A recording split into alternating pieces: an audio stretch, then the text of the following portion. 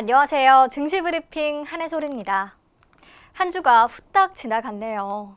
달력을 보니까 내일이 정월 대보름이더라고요. 한 해의 첫 보름이자 보름달을 볼 수 있는 날인데 여러분들 잊지 마시고 오곡밥 지어 드시면서 2020년 애군도 맞고 또 건강과 풍년을 기원하시길 바라요. 네, 2월 7일 브리핑 시작하겠습니다. 우리 시장은 어제까지 3거래일 연속으로 오름세를 보였는데요. 뉴욕 증시는 나흘째 랠리를 이어갔습니다. 신종 코로나 바이러스 감염증에 대한 공포는 점점 옅어지는 모습인데요.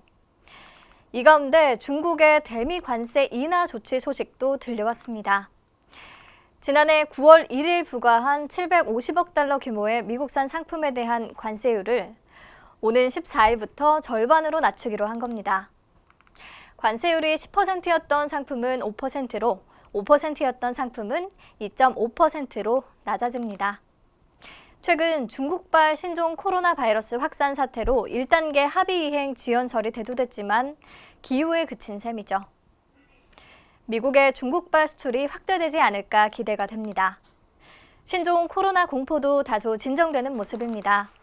WHO는 신종 코로나가 정점에 도달했다고 선언하기는 이르지만 지난 5일 중국에서 신규 확진 환자 수가 처음으로 감소했다고 밝혔습니다.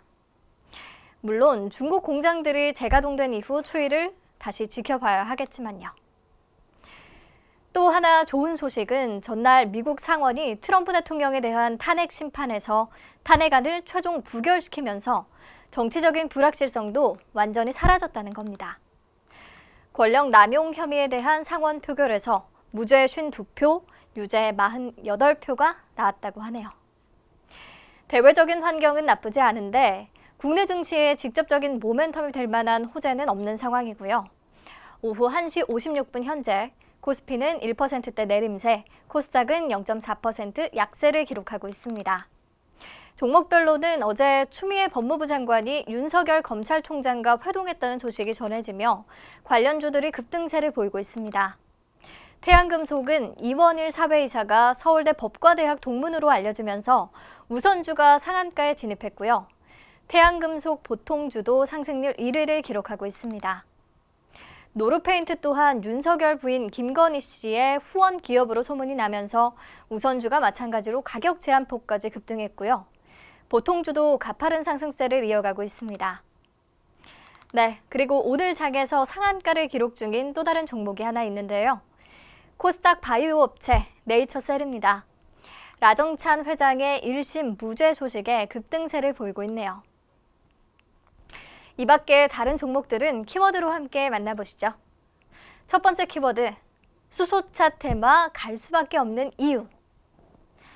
어제 오전 정세균 국무총리가 제100회 국정현안 점검 조정회의를 주재했는데요. 이날 회의에서는 2020년 규제혁신 추진 방향과 소프트웨어 분야 근로시간 단축 보완 대책, 이렇게 두 가지 안건이 논의됐습니다. 정 총리는 먼저 규제혁신 추진 방향에 대해서 올해는 지난해 완비한 규제혁신의 새로운 틀을 본격 가동해 국민과 기업이 그 효과를 피부로 느끼실 수 있도록 할 거라며 이를 위해 경제와 민생, 공직 3대 분야에 정부의 규제혁신 역량을 집중하겠다고 강조했습니다.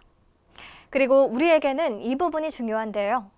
4차 산업혁명 선도를 위해 수소차와 빅데이터와 같은 신산업 분야의 규제를 한 발 앞서서 혁파하겠다는 언급이 있었어요. 그리고 정부는 이와 관련해 올해 수소, 전기차 등 신산업에 대해 선호용, 후 규제 방식의 적용을 확대하고 관련 규제 문제를 미리 발굴해서 규제를 사전에 정비하는 선제적 규제 혁파 로드맵을 마련하기로 했습니다. 수소차 규제 혁파에 대한 기대감을 높이는 소식인데요. 여기에 더해서 호재가 또 있습니다. 정부가 친환경차 핵심 부품 개발에 대규모 자금을 지원합니다. 산업통상자원부가 어제 친환경차 핵심 부품 개발을 지원하는 시장 자립형 3세대 XEV 산업 육성 사업을 공고한다고 밝혔습니다. XEV 사업은 친환경차 대중화 시대를 조기에 열기 위해 시장 경쟁력을 갖는 소비자 중심의 안전하고 편리한 XEV 핵심 부품 기술을 개발하는 사업인데요. 2020년부터 2025년까지 6년간 국비 2,740억 원을 포함해 총 3,856억 원을 중소와 중견 자동차 부품 기업에 지원한다는 계획입니다. 그리고 수소차 관련해서 한 가지 소식만 더 전해드리자면 현대차가 호주 대륙에 수소 전기차인 넥소 20대를 수출한다고 합니다. 이번 계약은 현대차와 호주 정부가 맺은 건데요. 호주는 주력 수출 품목인 석탄이나 천연가스, 철광석의 빈자리를 수소로 대체한다는 방침입니다.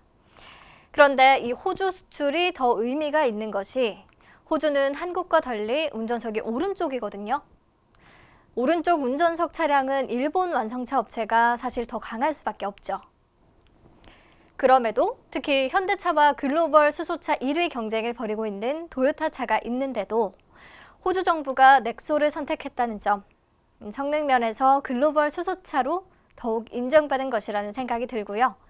이번 호주 수출을 계기로 현대차의 오른쪽 운전석 수소차 시장 공략도 탄력을 받았으면 합니다. 오늘 이렇게 여러 가지 좋은 뉴스들이 겹치면서 수소차 관련주들이 시장에 관심을 받았고요.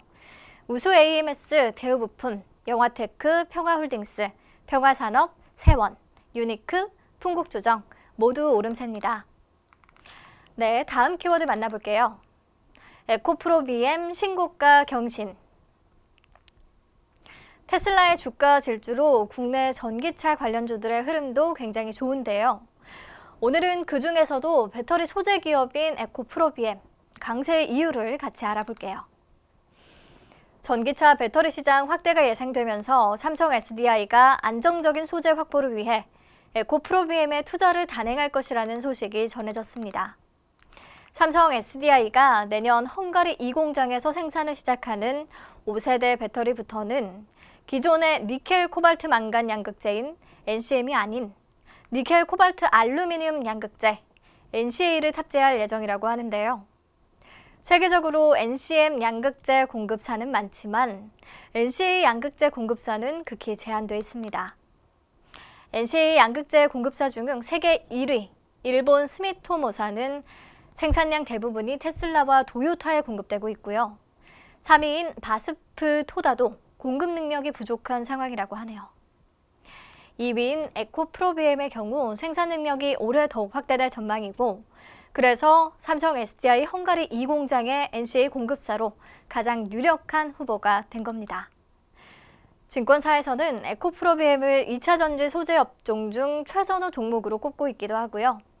삼성 SDI의 5세대 배터리 도입에 따른 수혜가 클 것으로 전망하고 있습니다. 현재 6%대 강세 유지하고 있네요.